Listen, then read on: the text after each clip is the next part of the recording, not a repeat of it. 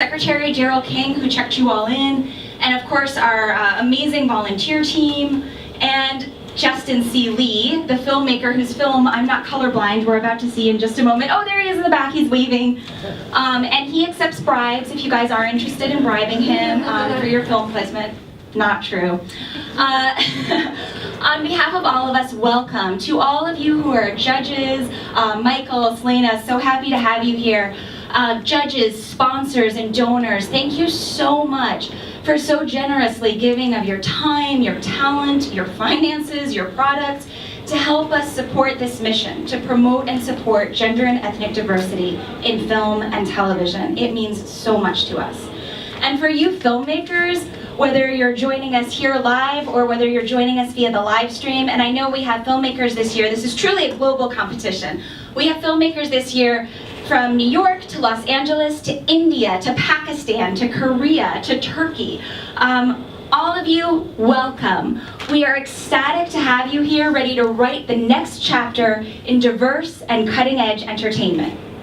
No pressure. All right.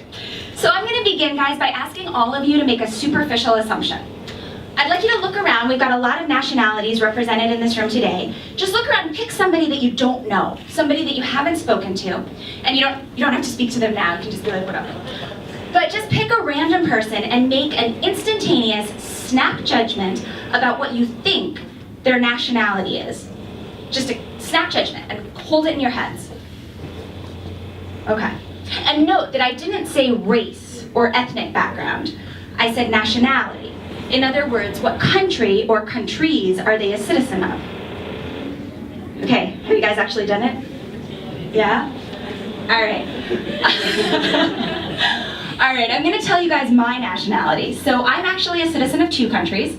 I was born and raised in the United States, so first and foremost, I am an American, but I'm also a citizen of another country. Can any of you guess it? And no fair guessing if you already know. Okay, I am also a citizen of Ireland. What? I guess it surprises some of you. Well, if it surprises you, I ask why. Is it possibly because of an assumption that you made based on my racial background? Just curious.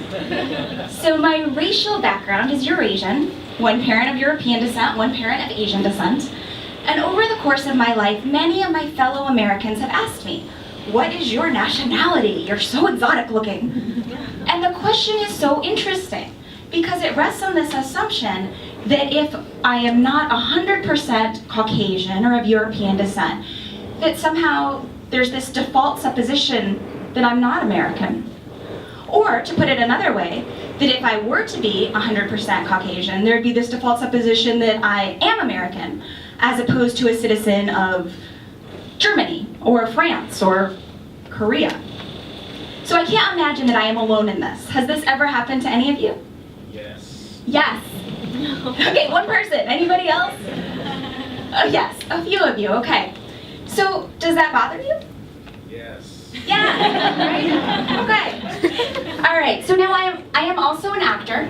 I know there's a lot of actors out here. SAG-AFTRA represents. We've also got some Film Lab actor directory members. I know John Okabayashi is here. He's amazing. I hope a shootout team has snagged him. And acting is a profession in which we are judged superficially, right? We're judged by the way we look all the time. It's part of the game. But now I'm combining acting and producing. And for all of you actors out there that are competing in the shootout, all of you actors that have registered, that have formed a team, that are making your own film, you're producers now too. And producing gives us power. It gives us leeway. It allows us to advocate and to cast in a very diverse manner. So the idea is, so we get a piece of work and we say, okay, well, you know what? Say this is set in the United States. Well, that African-American guy could be an American, cool. That Asian guy, woman, she could be an American too. The Latino woman, she can be it. The Indian man, perfect. So it's your talent that gets you the role, not your color. Colorblind. But is being colorblind a good thing? Is it even possible? So let me take you back to my first question when I asked you to guess the nationality of a stranger standing near you. You don't have to say anything, you don't have to raise your hands, I'm not going to call anybody out.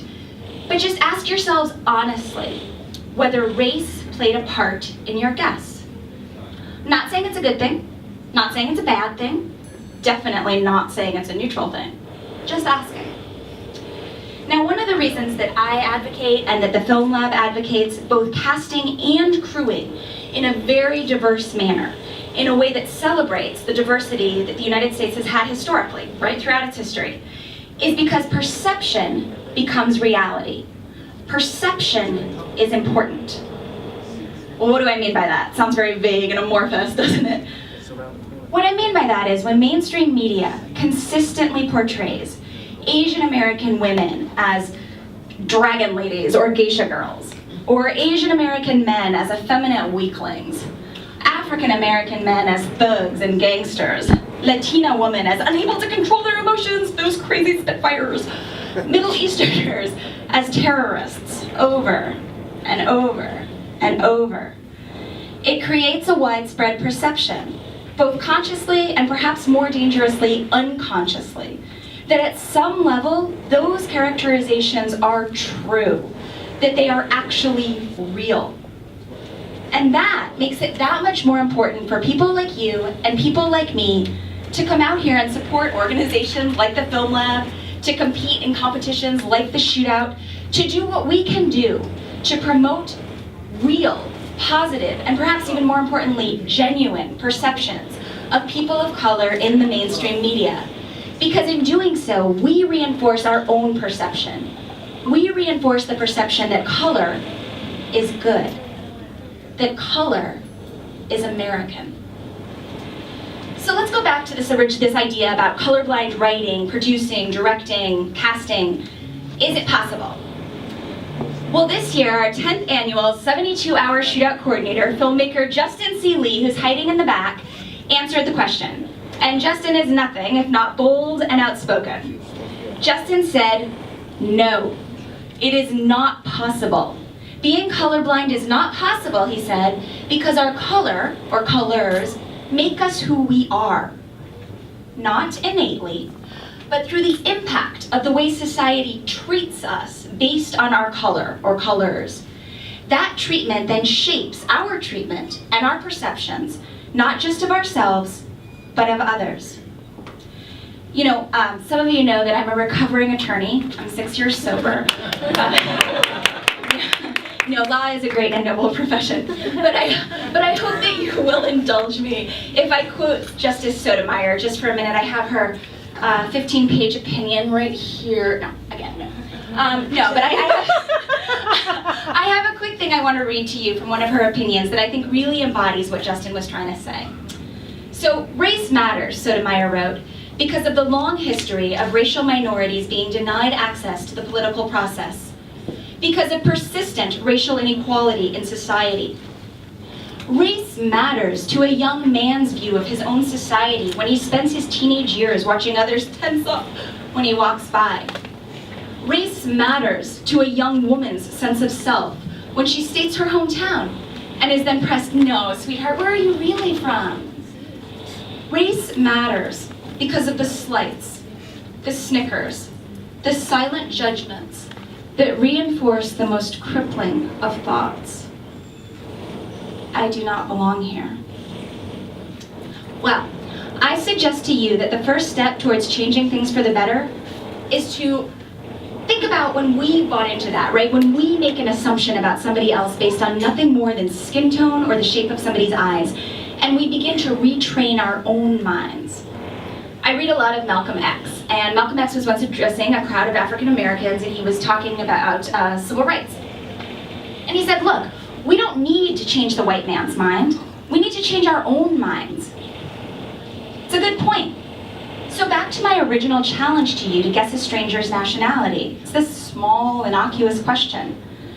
But the impact of your answers and how you reached them is quite significant indeed.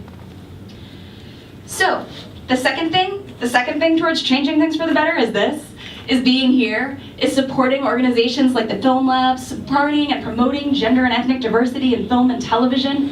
And for you Shootout competitors, good for you. You've stepped up to the plate, you've seized this opportunity, you've empowered yourselves to ensure that our faces, our stories and our voices are seen and heard. So I put the question to all of you. Are you colorblind? Do you want to be?